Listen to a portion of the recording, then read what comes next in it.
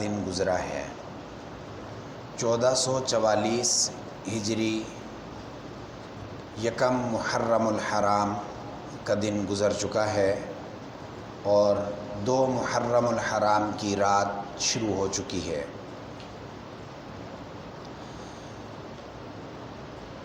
محرم الحرام کے فضائل، اس کے خصوصیات اہل ایمان پر ڈکی چھپی نہیں ہیں۔ وہ جانتے ہیں انسان کی تخلیق، انسان کو بنانا، اس میں روح پھونکنا، اس کو سجدہ کروانا اور روز قیامت اس کو جمع کرنا اور پھر جنت کا فیصلہ کرنا، یہ محرم الحرام کو ہی ہونا ہے۔ کچھ واقعات ہو چکے، کچھ ہونے والے ہیں۔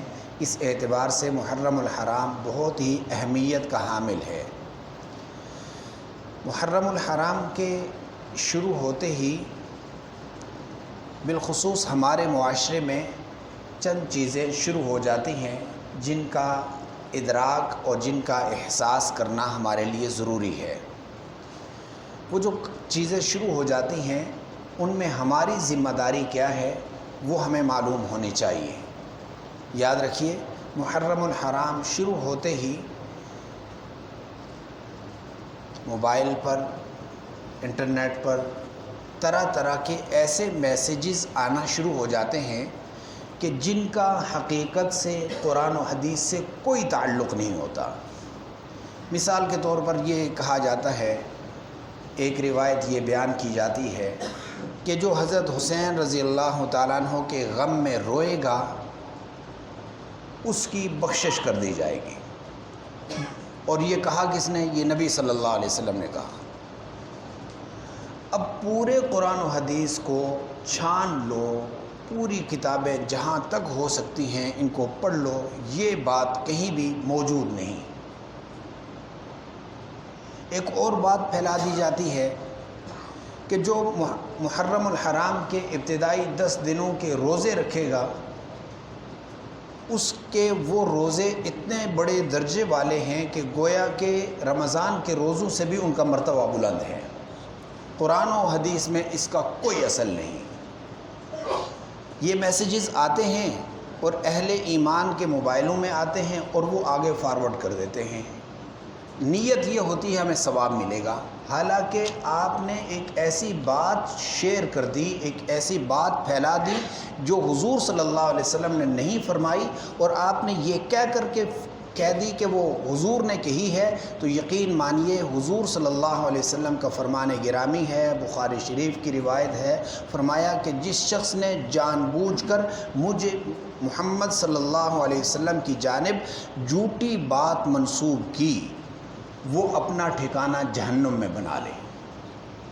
اس لیے ہماری دینی ذمہ داری یہ ہے کہ اگر کوئی ایسی بات آپ کے پاس، کوئی ایسا مسئلہ آتا ہے تو فوراً اپنے امام صاحب سے، اپنے خطیب صاحب سے اس کی ڈسکس کریں اور معلومات لے لیں کہ بھئی یہ ہے یا نہیں ہے، پھر اس کے بعد اس کے اوپر عمل کرنا شروع کر دیں۔ ایک بات یہ شروع کر دی جاتی ہے کہ محرم الحرام آتا ہے تو دیہاتوں میں خواتین قبروں کی لیپائی کے لیے چلی جاتی ہیں کہ اس مہینے میں قبروں کی لیپائی کرنے کے بہت بڑے فضائل ہیں، حالانکہ اس کی کوئی اصل نہیں۔ قبروں کی لیپائی کے لیے سال بھر ہے، اگر کہیں کوئی قبر ڈیمیج ہے، کوئی قابل مرمت ہے تو اس کی مرمت کر دی جائے، نہ دن ہے نہ رات ہے، جب چاہیں کر سکتے ہیں، صرف محرم الحرام نہیں، ہر وقت، اور قبور کی زیارت کرنا چاہیے بھی۔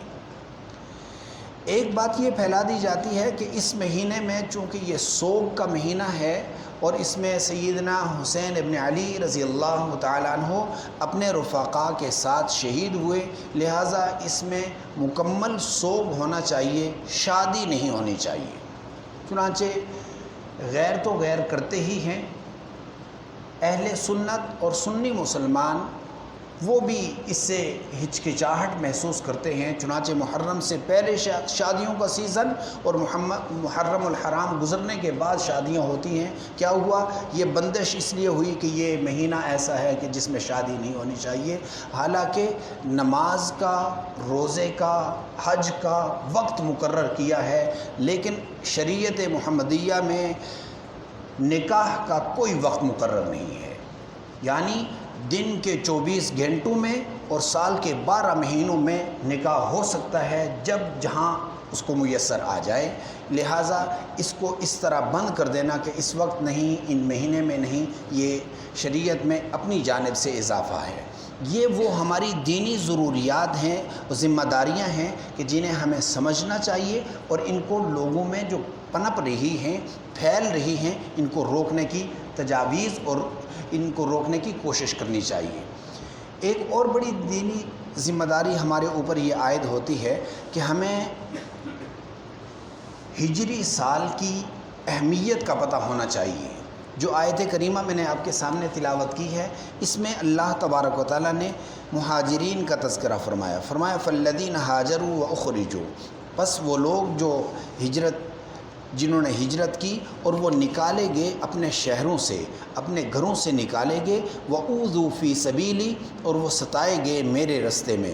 یہ اللہ تبارک و تعالیٰ فرما رہے ہیں کہ ان کا نکلنا بھی میری وجہ سے، ان کو نکالا جانا بھی میری وجہ سے، اور وہ ستائے ہوئے بھی میری وجہ سے۔ اللہ تبارک و تعالیٰ نے یہاں کسی اور چیز کا تذکرہ نہیں فرمایا کہ یہ دین کے رستے میں ستائے گئے، اسلام کے رستے میں ستائے گئے۔ یہ بڑی محبت والا جملہ ہے۔ فرمایا یہ میرے لیے ان کو یہ ہوا ہے۔ جب اللہ یہ کہہ دیں کہ ان کو یہ گھر سے نکالا اس لیے گیا، یہ میرے لیے، یہ بہت بڑا جملہ ہے۔ جو سمجھ والے لوگ ہیں وہ سمجھتے ہیں کہ اللہ تبارک و تعالیٰ نے ان بندوں کی تمام مصائب کو اپنی طرف منسوب فرمایا۔ فرمایا وَقَاتَلُوا وَقُتِلُوا، جو انہوں نے قتال کیا اور وہ قتل کیے گئے۔ فرمایا لَأُكَفِّرَنَّ عَنْهُمْ سَيِّئَاتِهِمْ وَلَأُدْخِلَنَّهُمْ جَنَّاتٍ تَجْرِي مِنْ تَحْتِهَا الْأَنْهَارُ، میں ضرور بالضرور ان کی گناہوں کے معاف کر دوں گا اور ان کو جنت میں داخل کروں گا، ایسی جنت کے جن کے نیچے نہریں بہہ رہی ہوں گی۔ ثوابا من عند اللہ، یہ بدلہ ہے اللہ تبارک و تعالیٰ کے ہاں۔ واللہ عندہ حسن الثواب، اور اللہ تبارک و تعالیٰ کے ہاں بہترین ثواب اور اجر ہے۔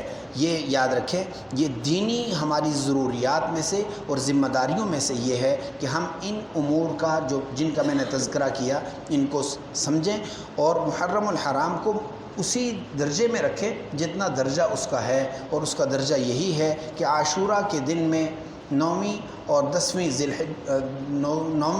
10ویں جو عاشورہ ہے، اس کا روزہ حضور نبی کریم صلی اللہ علیہ وسلم نے رکھا ہے۔ یہ ہم مسلمانوں کی ذمہ داری ہے، یہ رکھ لیا کریں، اور یہ فرض نہیں ہے، یہ حضور صلی اللہ علیہ وسلم کی سنت ہے، سنت کے درجے میں اس کو رکھ لیا جائے۔ اس دن میں اپنے اہل خانہ پر وسعت کی جائے، بساط کے مطابق یہ کر لینا، یہ سنت عمل ہے، یہ بھی فرض واجب نہیں ہے۔